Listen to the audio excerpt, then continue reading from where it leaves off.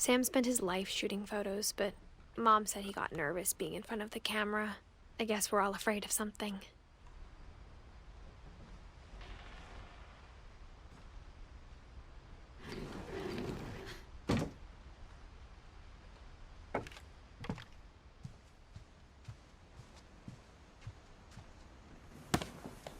After Sam died, my mom and Edie got really close.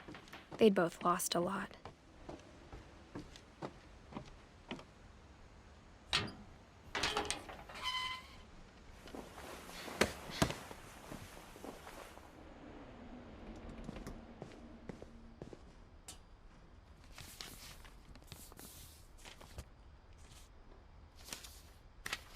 Dear Kay, do you remember the way Gregory used to laugh when he thought he was alone? Like something funny was happening, but only he could see it.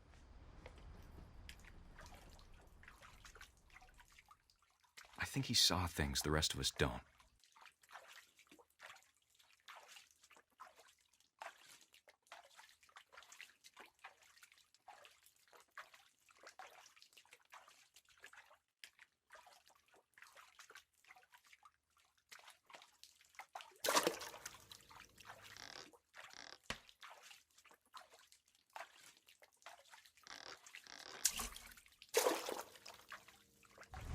Time's over, Gregory. It's time to...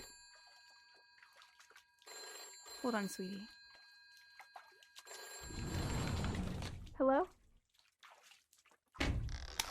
Sam, I told you I don't want to talk right now. I wonder what he saw.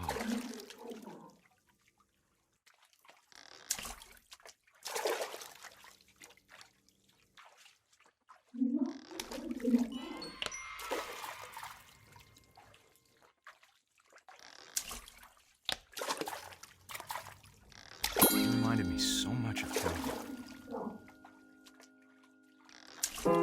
Lost in his imagination. Whatever it was he saw. It sure made him happy.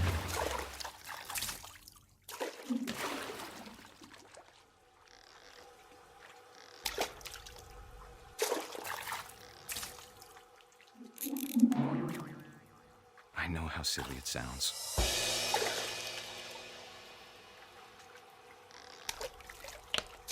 That I worried about a baby being too happy.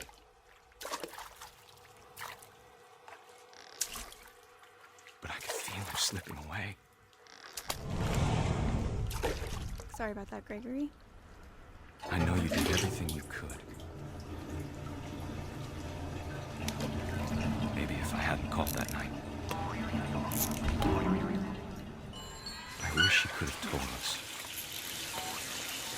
Hold on, I don't want to. About the world he saw.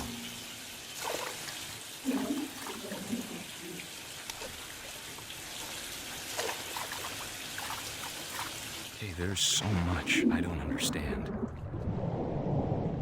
About Gregory. About everything.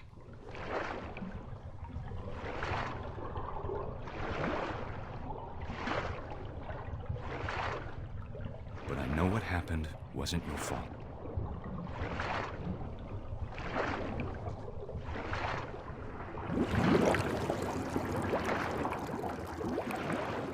I'm sure he's happy.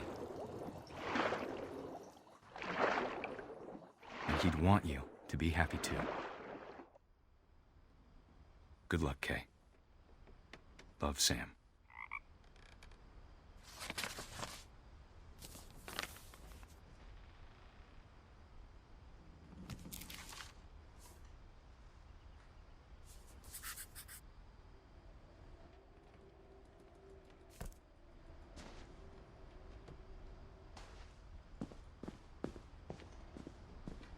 I can't imagine my mom ever writing poetry, and yet...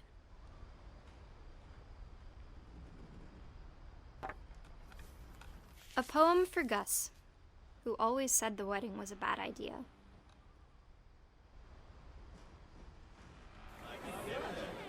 Our father never hit us kids, at least not very hard. before the day my brother said with teenage disregard that he'd be dead before he'd see a wedding in our yard.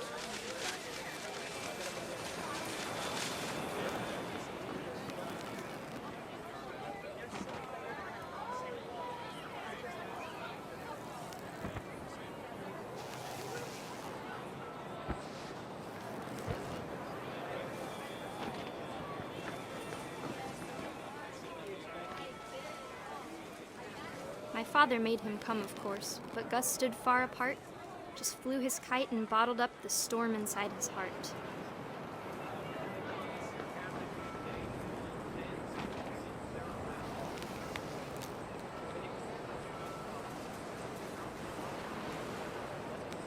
I tried to talk him out of it, but though he'd never met her, "We don't need a stepmom," were the words that I now remembered. pronounce you husband and wife.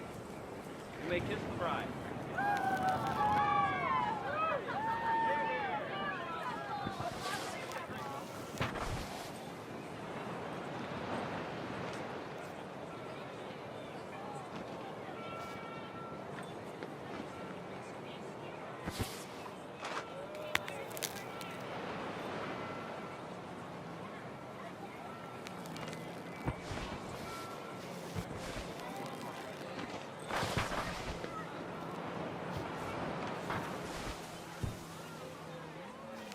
When the time for photos came, Dad ordered him to come here.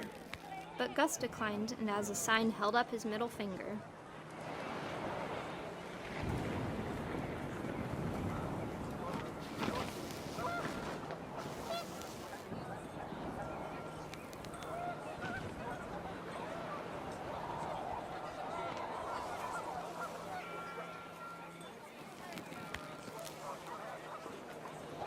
The wind picked up, and panicked geese appeared and quickly went. But all the humans did that day was go inside the tent.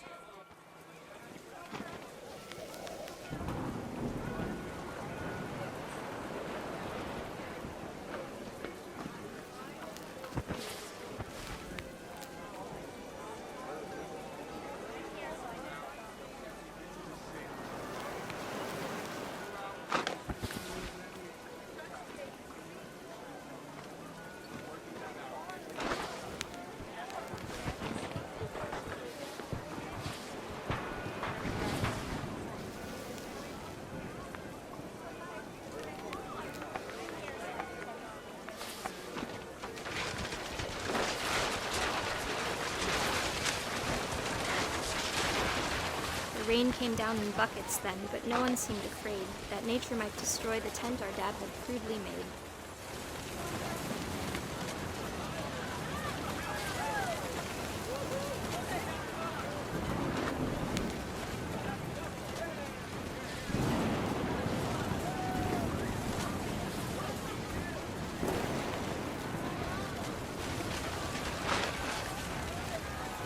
Thunder sounded much too close and full of angry power.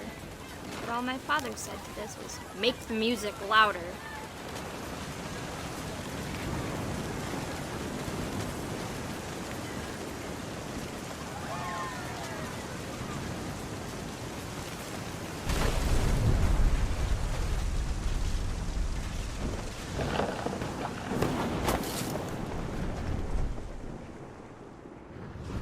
I wish that I could truly say I thought about you on that day.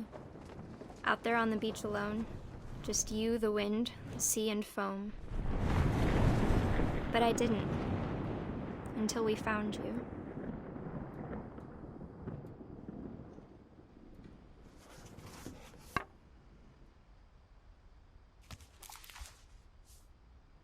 She never talked about him, but Mom told me once if I was a boy, they were going to name me Gus.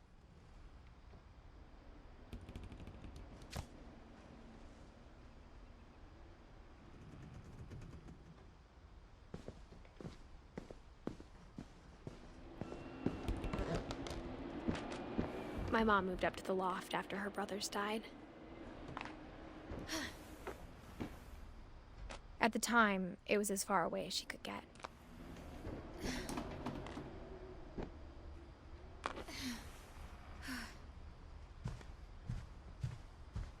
She spent a summer building houses in Calcutta, where she met my dad, Sanjay.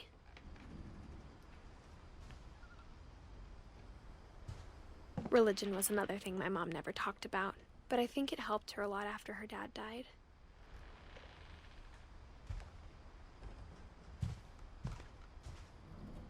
My mom moved to India a week after graduation and got a job teaching English. Louis was born a year later. When my dad died, I don't think Mom knew where else to go. I'm sure Edie was happy to have her back. The house had to get a little bigger, but Edie was used to that. And for a while, things were good. Almost normal, but it didn't last. The beginning of the end was Milton's 10th birthday, when Edie gave him a castle. After Milton disappeared, the only thing he left behind was a room full of paintings.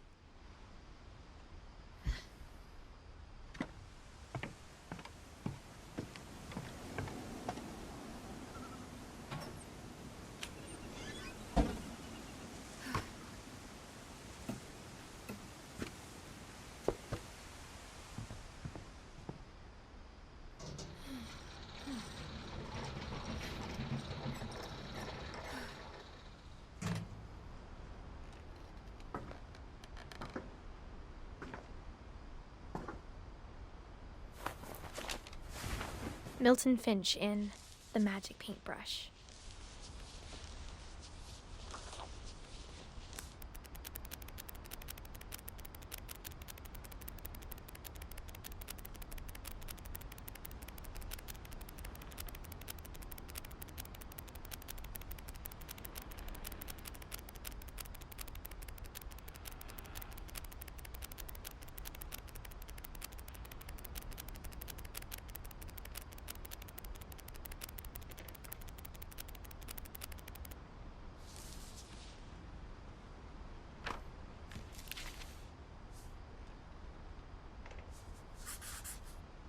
I was 4 when Milton disappeared.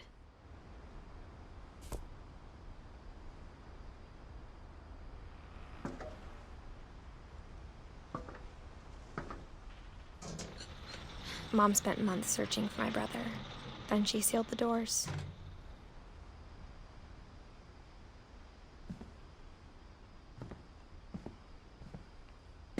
Whatever Milton had found in the house, Mom didn't want it getting out.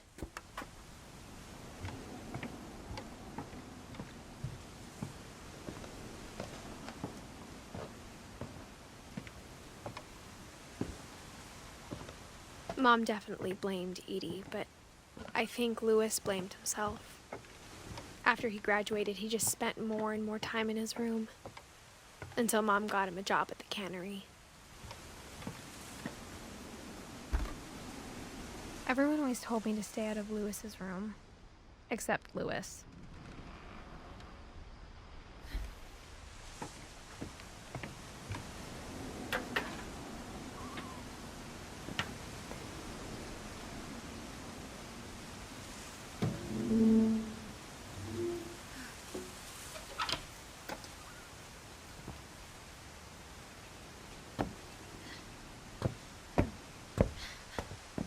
Louis's room smelled very, very familiar. That part of him lived on. Louis and I spent a lot of time playing games together, but he was surprisingly bad at them. He died a lot.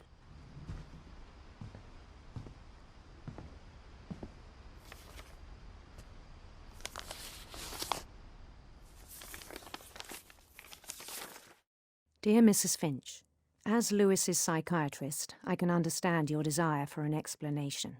As I see it, the trouble began in January, shortly after we convinced your son to seek treatment for substance abuse.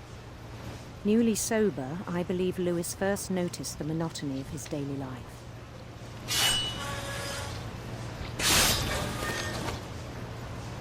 He kept working at the cannery, but he withdrew part of himself. In our sessions, I saw the same behavior. His mind began to wonder. I asked him to describe it. He said he started small, imagining a labyrinth. He'd feel his way about. Then something moved. Bats. And toads.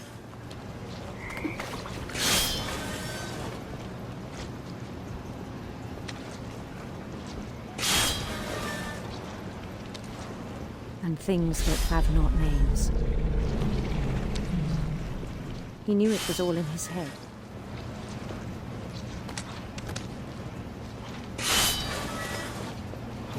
But he took it very seriously. I had hoped he'd find himself.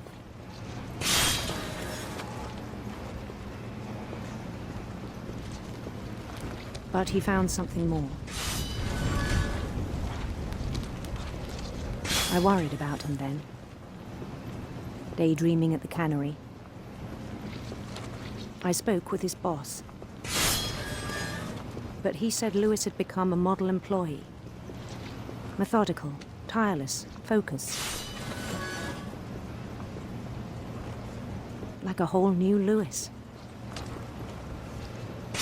So I let him go on.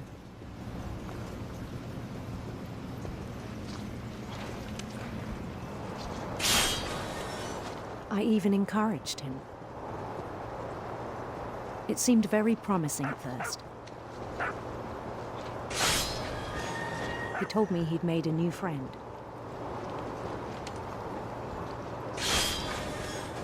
On the edge of a city he named Lewis Topia.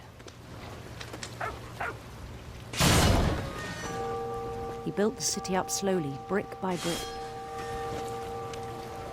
Then he made musicians.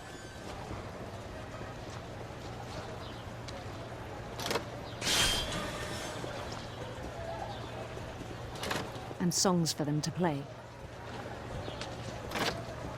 He talked about starting a band. And he was always humming something. Every day his imagination grew stronger.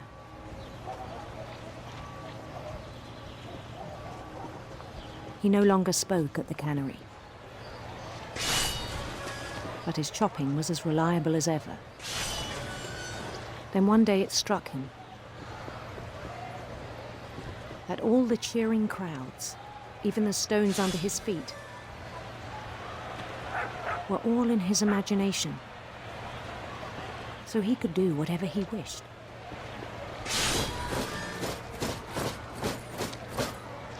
He held an election for mayor, and he won. They begged him to stay, but his mind was already wandering. It became a game for him.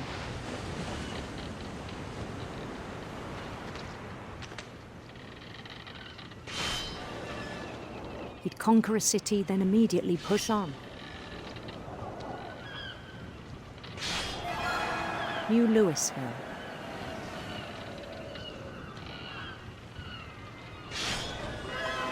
St. Louis. He started drifting away from our reality.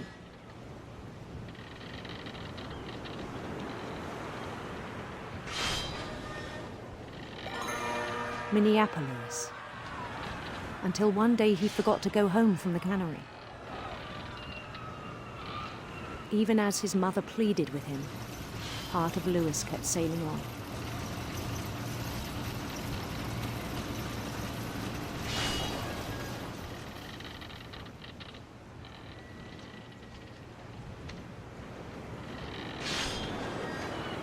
In Lewisburg, he heard rumors of a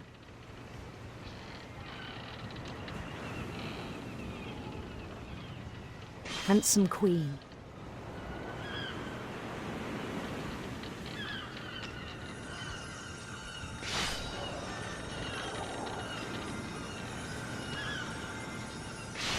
The queen was on her own quest for sinister serpents.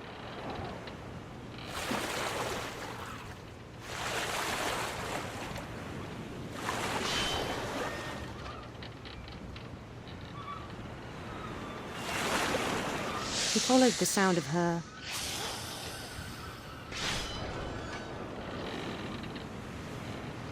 electric sitar.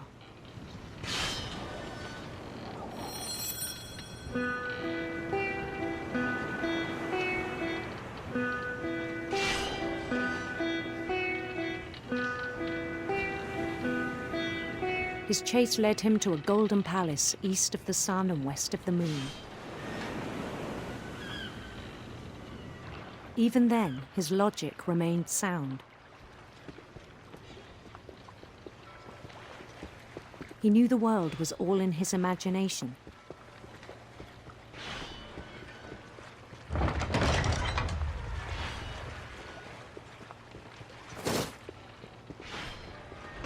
But he was so proud of having created it. In his own eyes, he'd become something greater than a king.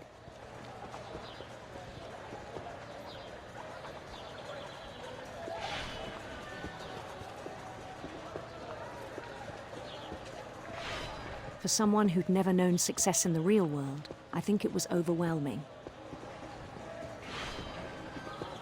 And then it struck him that the real Lewis was not the one chopping salmon, but the one climbing the steps of a golden palace.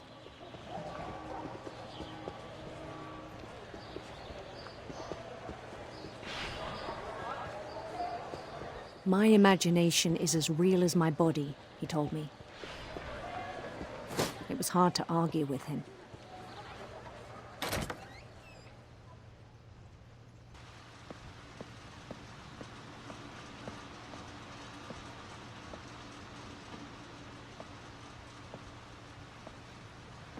He began to forget the world we know.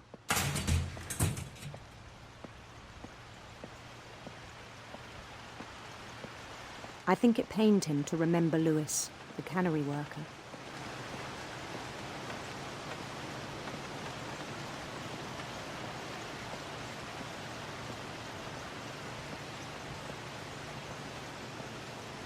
He began to despise the man with a royal contempt.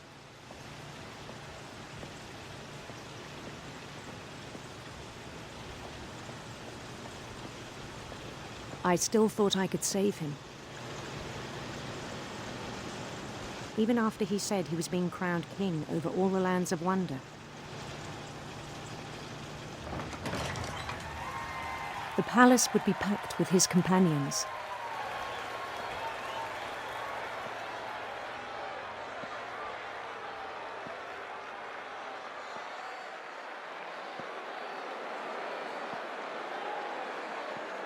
Including the wise Calico who'd insisted on advising him.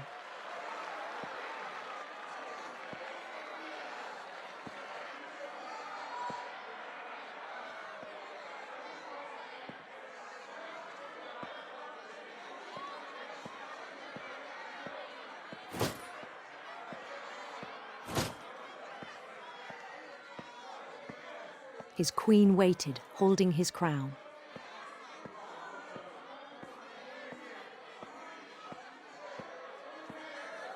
There was only one thing left to do.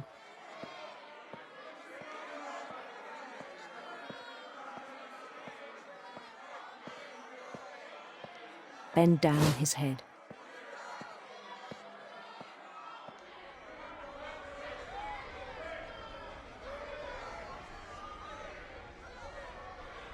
And the rest I think you know. Mrs. Finch, your son was a kind man who will be missed by all of us who knew him.